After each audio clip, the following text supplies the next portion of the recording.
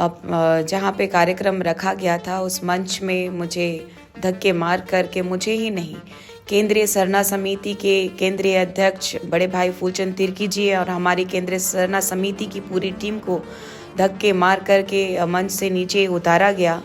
तो ये क्यों उतारा गया है, मैं ये प्रकरण भी आपको बताना चाहती हूँ। बेइज्जत करके सोच रहे हैं कि कमजोर कर दे इस लड़ाई को, तो कतई नहीं। मैं जिस तरीके से कुर्मी समुदाय के खिलाफ थी, वो वैसे ही मैं ईसाई समुदाय जो धर्मांतरित ईसाई हैं उनके खिलाफ रहूंगी। चैलेंज करती हूँ, ताकत है तो जोर लगा दो, मेरी हत्या के अलावा मेरी आवाज को तुम दबा नहीं सकते हो। आदिवासी बनाम कुर्मी की लड़ाई अब आदिवासी बनाम ईसाई बनाम कुर्मी हो रही है। क्या पैरेलली ये समानांतर ये लड़ाई क्या इस मंजिल को, आदिवासियों की इस लड़ाई को कमजोर नहीं करेगी? पहले मेरे लिए समाज आता है, उसके बाद राजनीति। ये बात तो जयराम मैं तो निशा जी यही बात तो जयराम मैं तो कह रहे हैं, पहले मेरे लिए समाज आता है फिर बाद में राजनीति। तो वे अपने समाज के लिए खड़े हैं। बहरहाल हम सीधा सवाल पर आते हैं निशा जी, कुर्मियों के खिलाफ अब आपकी ज्यादा लड़ाई फोकस्ड होगी कि ईसाइयों के खिलाफ?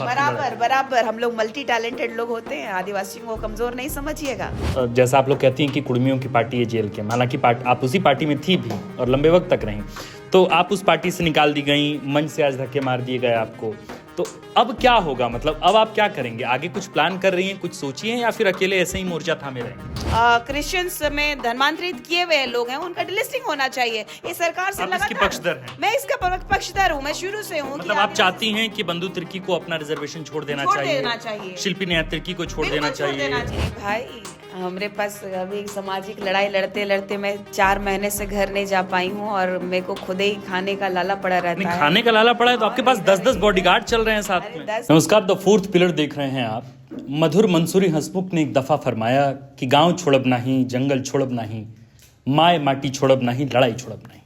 लेकिन एक लड़ाई आज राजधानी रांची के ध्रुवा स्थित प्रभात तारा मैदान से छिड़ी है। हालांकि लड़ाई तो इससे पहले कई महीने पहले छिड़ी थी, और लड़ाई ये थी कि कुर्मियों की मांग का स्पष्ट विरोध हो, उसके खिलाफ हल्ला बोल हो और गोलबंद आदिवासी समाज हो, और सब कुछ वैसा हुआ भी। लेकिन आज प्रभात तारा मैदान में जो तस्वीरें हम सबके बीच आई, हम सबके सामने आई, वो न सिर्फ आदिवासी समाज में फूट को दिखाई, बल्कि ये भी दिखलाया गया कि आदिवासी में एक दो धड़ा है जो निश्चित तौर पर कुर्मियों की मांग के खिलाफ अलग अलग तरीके से अपने प्रारूप से उसके खिलाफ लड़ाई लड़ रहा है। वैचारिक मुठभेड़ की इस पूरी प्रक्रिया में एक तरफ ईसाई हैं, दूसरे तरफ आदिवासी, यानी कि ये पूरा मामला ही अब त्रिकोणीय हो गया है। त्रिकोणीय इस लिहाज से कि ये लड़ाई अब सिर्फ आदिवासी बनाम कुर्मियों की नहीं, बल्कि आदिवासी बनाम ईसाई बनाम कुर्मियों की हो गई है। इस पूरे मसले पर आज हम निशा भगत जी से बातचीत करेंगे। इस पूरे बातचीत के केंद्र में निशा भगत जी इसलिए भी हैं क्योंकि जब, यानी कि आज की तारीख में हम ये वीडियो रिकॉर्ड कर रहे हैं, आज के ही दिन प्रभात तारा मैदान में महारैली का आयोजन हुआ था, जिसमें निशा भगत को मंच पर चढ़ने से रोका गया। संभवतः इस तरह की भी तस्वीरें आई। तो हम सीधा रुक करते हैं निशा भगत जी के साथ और सीधा स्पष्ट जानेंगे कि आखिर मंच पर क्या कुछ हुआ और इसके पीछे की मूल वजह क्या थी। निशा जी, सबसे पहले तो आपका बहुत स्वागत। द फोर्थ पिलर पर पहली दफा हम दोनों की बातचीत हो रही है, तो सबसे पहले तो बहुत स्वागत है। बहुत बहुत धन्यवाद आपका और आपकी पूरी टीम का, और द फोर्थ पिलर के माध्यम से जितने दर्शक हैं, श्रोतागण हैं, उनको मेरी तरफ से जोहार, जय धर्मेश। क्या हुआ आज जब आप मंच पर गईं? मतलब हमने देखा है कि निशा भगत, ज्योत्सना केरकट्टा और बाकी तमाम लोग अलग अलग मंचों पर आप लोग दहाड़ती रही हैं, अपनी बात, अपने हिस्से की बात, अपने समाज की बात दोहराती रही हैं।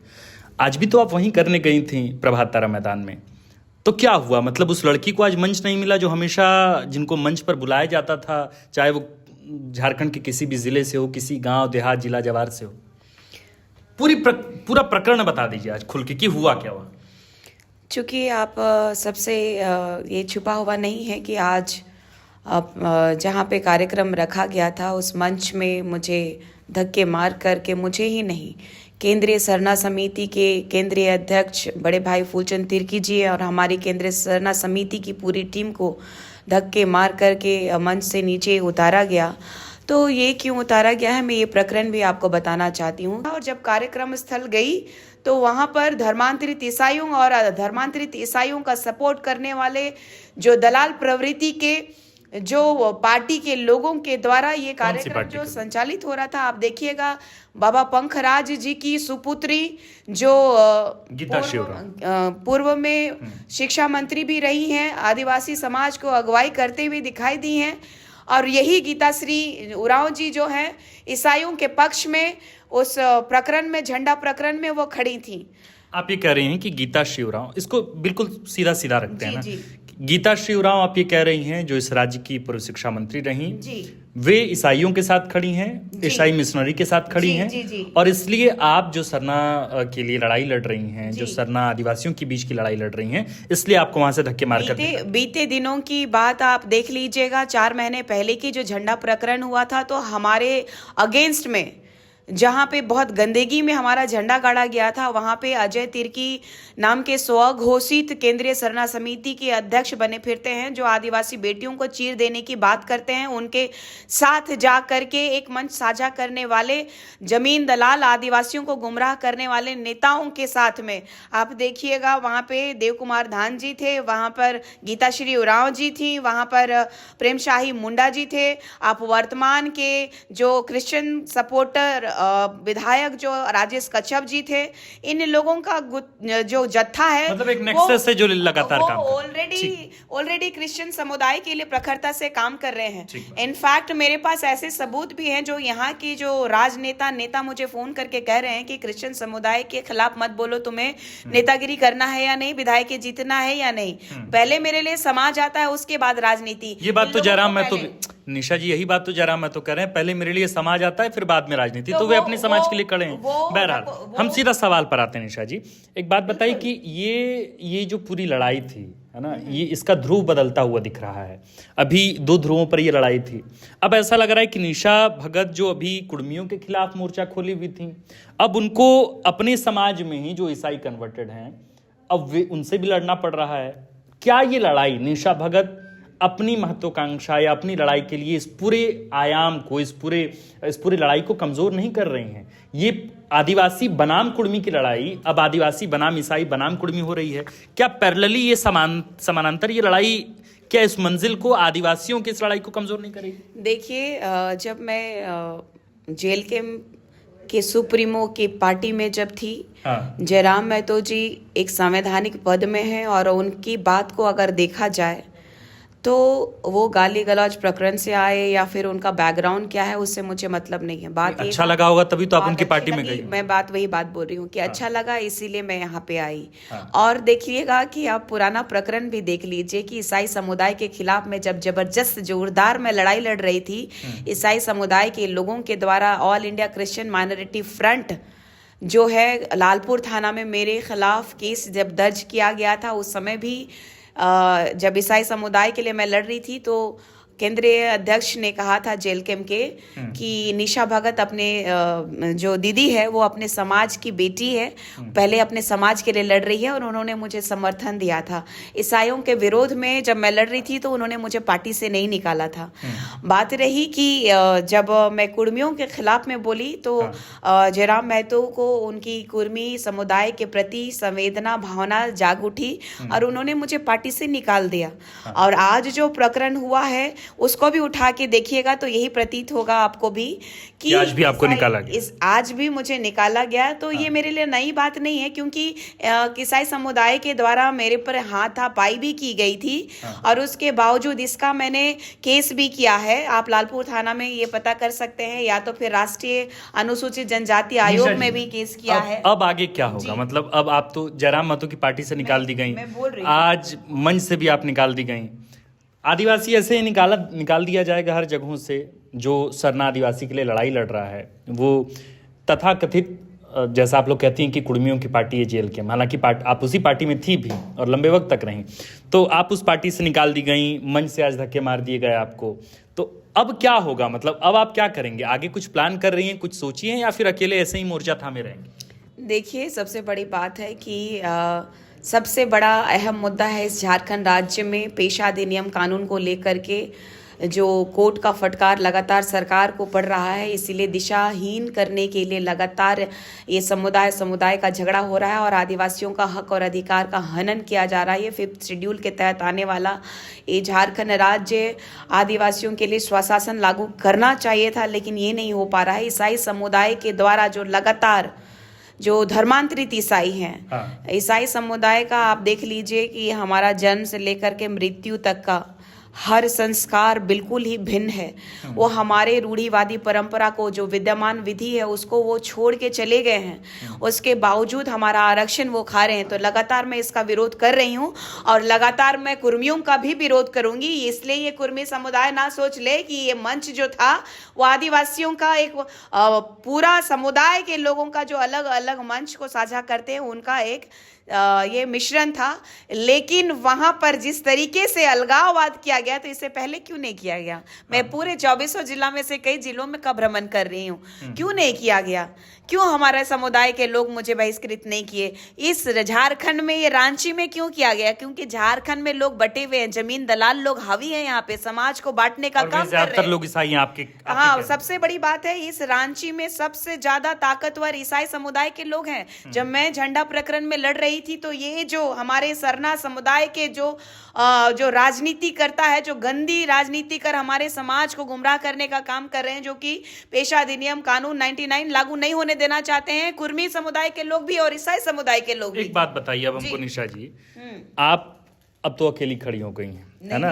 मतलब आपको लगता है? नहीं, मतलब आज जो परिस्थितियां उसके अनुसार मैं कह रहा हूं, आप जिस पॉलिटिकल सिस्टम के खिलाफ आवाज बुलंद कर रही हैं कि पैसा नहीं आ रहा है, उस सरकार के मुख्यमंत्री हेमंत सोरेन हैं। पार्टी के द्वारा दी गई टिकटों में ज्यादातर जो आदिवासी, जिनको दिया तथाकथित आदिवासी, वे अब ईसाई हैं। मतलब पहले भी ईसाई थे, वे आदिवासी क्रिश्चियन हैं, पहली बात। दूसरी बात ये, आप झारखंड में ज्यादातर विधायकों को देख लीजिए जो आदिवासी हैं, ज्यादातर सांसदों को देख लीजिए जो आदिवासी हैं, वे या तो कन्वर्टेड हैं या सरना तो कम से कम नहीं बचे हैं। चाहे उसमें मैं चाहूंगा कि नाम ही गिना दूं, या आपको नाम तो पता ही होगा।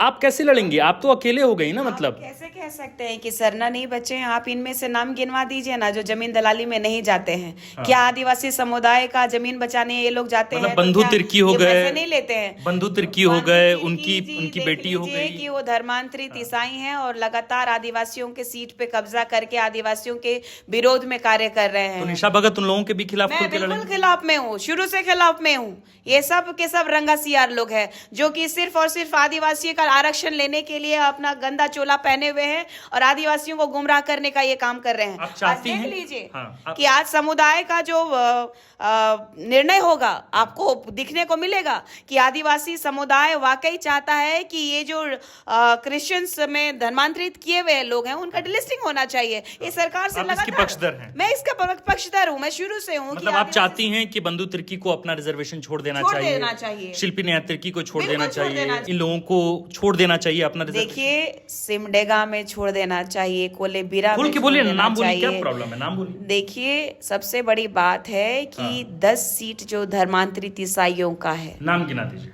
सबसे बड़ी बात है कि इस झारखंड राज्य में जितने धर्मांतरित लोग हैं, सभी के सभी लोग बहुत पावरफुल है और यहाँ से लेकर के चर्चेस तक में लोगों को बोल दिया गया है। मैं आपको अगर चाहेंगे तो मैं सुना दूंगी। लोगों को ये भी डर है कि लोग कह रहे हैं, अब हमको कहिएगा कि नाम गिना के ऐसे ही हमको गोली मारने का धमकी दे दिया गया है। आप खुद निकाल लीजिए ना, पत्रकार है, चौथा पिलर है। नहीं, मुख्यमंत्री आदिवासी कन्वर्टेड, क्रिश्चियन कन्वर्टेड नहीं, वो आपके साथ होंगे? नहीं। देखिए, हमारे माननीय मुख्यमंत्री जी की बात कीजिएगा तो आप देख लीजिए कि आदिवासी समुदाय का उन्होंने कितना ही पक्षधर लिया है। उनको तो खुद ऑलरेडी कोर्ट डंटा किए हुए है कि भाई पेशा कानून अधिनियम लागू कीजिए 1996, उसमें विलंब क्यों किया जा रहा है? सरकार कह रही है कि 1 महीने तो ऑलरेडी उनके सरकार में आप देख लीजिएगा, हमारे आदिवासी समुदाय का हक और आवाज को उठाने वाले सूर्य नारायण हांसदा भाई का फेक एनकाउंटर कर दिया गया।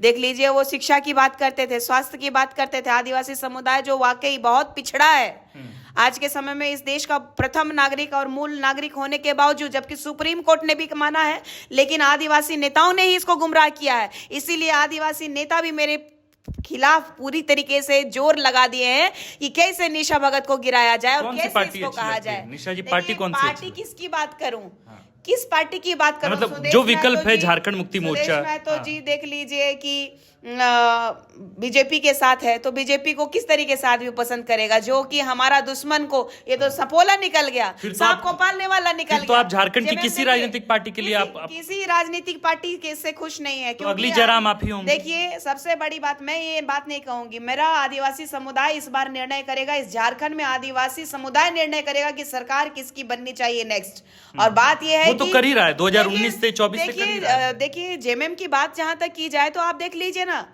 जो वर्तमान में हमारे माननीय मुख्यमंत्री हैं, उनके पिता भी पूर्व मुख्यमंत्री रहे। उनके देहांत के बाद उनके गांव का, अभी जब वो देहांत किए हैं तब जाके उनके गांव में सड़क और बिजली आया है। तो सोच लीजिए क्या स्थिति है। हमारे आदिवासी बहु बेटियों की इज्जत लूटी जा रही है, हत्याएं की जा रही है। इस सरकार में हमारी बच्चियां सुरक्षित नहीं है। तो कैसे बोल दूं जी मैं? तो निशा भगत कौन सी सरकार, निशा भगत को कौन सी सरकार अच्छी लगेगी? जयराम महतो की सरकार अच्छी लगेगी, बाबूलाल मरांडी की सरकार अच्छी लगेगी, सुदेश महतो की इकलौती सरकार अच्छी लगेगी, या निशा भगत की अपनी कोई महत्वाकांक्षा है कि वे कोई राजनीतिक दल बना लें? क्योंकि भीड़ तो जुट रही है आपकी भी सभाओं में, लोग तो आपको भी पसंद कर रहे हैं। आज उस मंच से भले आपको बेघर कर दिया गया, लेकिन आपके लिए मंच तो दरवाजे तो और जगह खुले। ए भाई, हमारे पास अभी सामाजिक लड़ाई लड़ते लड़ते मैं 4 महीने से घर नहीं जा पाई हूँ और मेरे को खुद ही खाने का लाला पड़ा रहता है। खाने का लाला पड़ा है तो आपके पास 10-10 बॉडीगार्ड चल रहे हैं साथ में। 10 बॉडीगार्ड कहाँ दिख रहा है? वो तो प्रेम है अपने भाइयों का, जो कि मैं जो समाज के परिप्रेक्ष्य में लड़ रही हूँ। तो सब कुछ पैसे से थोड़ी होता है। लोगों के लिए पैसे से किया हुआ भीड़ राजनीति करने के लिए होता है, लेकिन ये सामाजिक भीड़ है। तो ये निशा भगत को सुनने की आने की भीड़ है। आप देख लीजिए, जिस मंच से मुझे भगाया गया, उस मंच में आज तक जो बुढ़ापे तक राजनीति करने वालों की इतनी भीड़ आई थी क्या? कभी किसी राजनीतिक दल के लोग, जो कि देख लीजिएगा गीता श्री जी कांग्रेस से हैं, बाप पार्टी से प्रेम सहाय मुंडा जी हैं, अदेव कुमार धान जी भी पार्टी से बिलोंग करते हैं, बबलू मुंडा को बीजेपी से देख लीजिए। ये सब के सब चट्टूकार और जमीन दलाल लोग हैं। ये लोगों को देख लीजिए समाज के परिप्रेक्ष्य में कितना सुंदर काम किए हैं। अगर काम किए तो आज तक पेशा अधिनियम कानून क्यों नहीं लागू करवा पाए? CNTSPT एक्ट का उल्लंघन क्यों नहीं बंद करवा पाए? ये लोग आए हुए दलाल लोग बात करेंगे समाज का। समाज किसके नाम से उमड़ा है? मैं चैलेंज करती हूँ, निशा भगत के नाम से उमड़ा। और ये लोग अपना चेहरा चमकाने के लिए, राजनीति करने के लिए आज निशा भगत को बेइज्जत करके सोच रहे हैं कि कमजोर कर दे इस लड़ाई को। तो कतई नहीं। मैं जिस तरीके से कुर्मी समुदाय के खिलाफ थी, वो वैसे ही मैं ईसाई समुदाय, जो धर्मांतरित ईसाई हैं, उनके खिलाफ रहूंगी। चैलेंज करती हूँ, ताकत है तो जोर लगा दो। मेरी हत्या के अलावा मेरी आवाज को तुम दबा नहीं सकते हो। कुर्मियों के खिलाफ अब आपकी ज्यादा लड़ाई फोकस्ड होगी कि ईसाइयों के खिलाफ? बराबर हम लोग मल्टी टैलेंटेड लोग होते हैं। आदिवासियों को कमजोर नहीं समझिएगा। और आदिवासी समुदाय के लोगों ने जब मुगलों को पानी पिला दिया, उल्टे पांव भेज दिया, अंग्रेजों से नहीं डरा, तो ये कुर्मियों से डरेंगे। और ये जो धर्मांतरित ईसाई, जो अपने धर्म के नहीं रहे, जो अपनी रूढ़िवादी परंपरा को छोड़ दिए, उससे डरूंगी। जो लोग दोहरा नीति अपनाते हैं, जो दोगली नीति अपनाते हैं, जो दो राह में चलते हैं, उसको कहते हैं हमारे गांव में दोगला। तो वही नीति ये लोग अपनाते हैं। तो हमें नहीं लगता, हम किसी के बाप से नहीं डरते हैं, चाहे आप हमारी जान भी ले लीजिए। लगातार गीदड़ भभकी 4 महीने से सुन रहे हैं, लेकिन आदिवासी बेटी अपने संस्कारों की लड़ाई लगातार लड़ेगी। जैसे को तैसा बोला है मैंने, वार करोगे तो वार करूंगी। इसमें किसी भी तरह का कोई किंतु परंतु नहीं है। मैं किसी नेता या फिर यहाँ के षड्यंत्रकारी धुरपांच लोगों से नहीं डरती। एक आखिरी सवाल, लास्ट सवाल ये कि आपके पास कोई पॉलिटिकल सपोर्ट नहीं है उस तरीके का, जैसे कुर्मियों के साथ जयराम महतो हैं, सुदेश महतो हैं, चंद्र प्रकाश चौधरी हैं, मांडू से विधायक हैं। ये तमाम लोगों का एक पॉलिटिकल सपोर्ट रेल टेका डर छेका के दौरान दिखा। अगर आप ईसाइयों की तरफ देखें तो राजेश कच्छप, बाकी इसके अतिरिक्त भी बाकी कई लोग हैं जो उनके साथ खड़े हैं।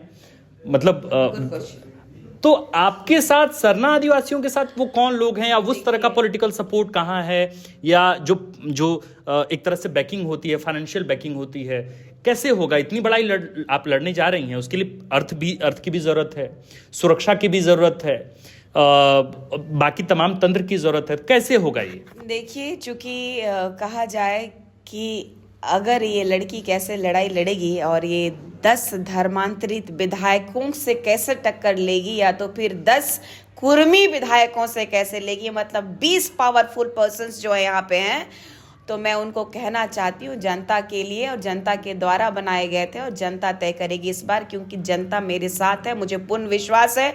और सबसे बड़ी बात है कि ये सामाजिक लड़ाई को इन लोगों ने राजनीतिक और आपसी रंजिश बना लिया है और अपने पार्टियों को उन्नति के लिए, अपने आप को फ्रंट लाइन पे ले जाने के लिए निशा भगत को एक मुद्दा बना लिया है। जबकि आदिवासी बेटी लगातार अपने हक और अधिकार और अपने अस्तित्व को बचाने की लड़ाई लड़ रही हूँ। मैं लगातार धर्मांतरित ईसाइयों के खिलाफ भी लड़ी थी और लगातार अभी मैं कुर्मियों के खिलाफ भी लड़ रही थी। आप जब शुरुआत हुआ है तो मैं आप देख लीजिएगा जितना भी महारैली शुरू हुई है और उस महारैली में जन सैलाब जो आया है वो हमारा सरना झंडा को लेकर के ही शुरुआत हुई है। सब सरना धर्मावलंबियों के बीच ये धर्मांतरित ईसाई घुस करके हमें कमजोर करने की कोशिश कर रहे हैं, तो एक मैं कतई नहीं होने दूंगी। बहुत शुक्रिया। कुल मिला के मसला ये है कि झारखंड में इस वक्त चुनाव नहीं है। झारखंड के बिल्कुल बगल वाले राज्य बिहार में चुनाव हो रहे हैं और लेकिन ये पूरा मौसम, ये पूरा माहौल, ये पूरा रंग जो है वो चुनावी ही है। भाषण उसी तरीके के हैं नेताओं के, हालांकि ये व्यक्तिगत नहीं है, ये उन तमाम लोगों के, चूंकि जाहिर तौर पर इस देश में या इस समाज में, इस राज्य में या यूँ कहें कि ऑल ओवर द कंट्री अगर आप बात करें तो कुछ भी ऐसा नहीं है जो ए पॉलिटिकल हो। सब कुछ राजनीति है। आपकी भूख कितनी है, उसकी तीव्रता कितनी है, आपके प्लेट में रोटी कितनी है, सब कुछ राजनीति है।